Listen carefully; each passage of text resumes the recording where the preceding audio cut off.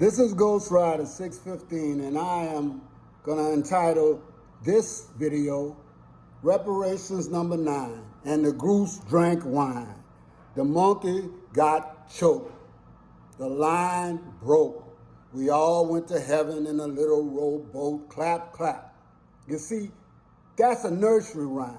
That's a fallacy. That's the mindset that we have when we look at our place in America and what people do to us and how we take it. Europeans, see, we're considered citizens supposedly de jure or by on paper by law. But de facto, what really happens in day-to-day life, you know how you get treated. Black Americans get the worst treatment that you can get. You get killed for no reason. You understand? They hate you for no reason, but there is a reason. They just don't like you. They know that if the origin of man is not from Europe, then it's 100% from Africa or somewhere close, okay? They hate your dominant genes. They hate the fact that of your sexual prowess. You understand? They hate the fact that every time they put you and them together in competition on a level playing field, you excel. They don't like your DNA series, and you need to look that up, sisters and brothers.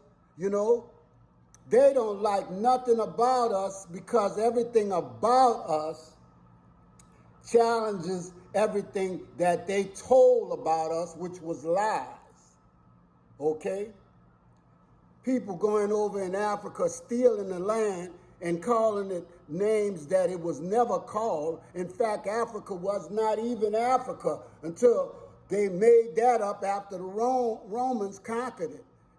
It was called something else, just like Egypt and all the rest of that stuff. But they did that so that they can control resources and that they can live their heaven on earth. Now, all of a sudden, we get a push to finally get something that's going to give us some kind of power mechanism so that we can be competitive in America. And now Republicans and Democrats are trying to do things that shut it down, okay? I know that they vehemently are fighting this, and Corey and a lot of the other representatives that are actually I shout out to them. They're actually trying to get things passed and putting proposals and laws down so that they can analyze this. But I don't understand where the analysis needs to come in, because you can pass something when it comes down to Israel or the defense budget or any other foolishness that the slave master wants to indulge our and his money in. I want you to listen to this, and I'm going to tell you something. You may not like what I got to say, and I might have just found my niche. That's something that a lot of these platforms want you to find, the right place for you, for your videos to focus on and everything else. But for me, I'm going to let the Spirit direct me in a lot of things, because I had to go out this morning, but when I saw this, I figured we have to do something. We have to talk about this, okay? The closer we get, the more opposition, and people come out the woodwork. A Florida lawmaker has introduced a constitutional amendment that would forbid any state or local government from being able to distribute reparation payments to descendants of people who were enslaved in the U.S. prior to the end of the Civil War. Now, I'm going to tell you something. That's got to be a sick individual, or one that had not been enslaved, or his forefathers had not been enslaved. Oh, I forgot. They were the enslavers. So why would they want something for us? And why do we sit down there and we take it? I don't know. Are we getting closer to getting reparations? Because 13 GOP House of Representative members came up with this act called No Bailout for Reparations. Now, of course, you guys know there's a lot of conversation going on about giving American descendants of slavery reparations, cash money, among a lot of other things, right? Well, a representative from Texas by the name of Brian Babin, he decided to start this bill, and a lot of other ones came on board. Now, he says this about his bill. American taxpayers shouldn't be forced to pay for radical race-based reparation payments to please the woke left. Now, of course, y'all know we've been hearing the word woke a lot from the, right conservatives and some on the left. Let's just keep it real, right? Now, Brother Phil made a good example by saying, well, when you hear the word woke, it also sounds like they're saying maybe like the N-word or something very derogatory, and I totally agree. Erykah Badu also said the same thing when she asked about people attacking the word woke. Well, he also went on to say this. My bill ensures that government entities enacting reparation laws based on race, ethnicity, national origin, or slavery cannot receive federal bailouts. And so I don't know if that bill will pass, even though Republicans, they do hold a majority in the House. It also has to go through the Senate, and all that other stuff. But that's very telling. Now, of course, here, we never say that the Republicans are better.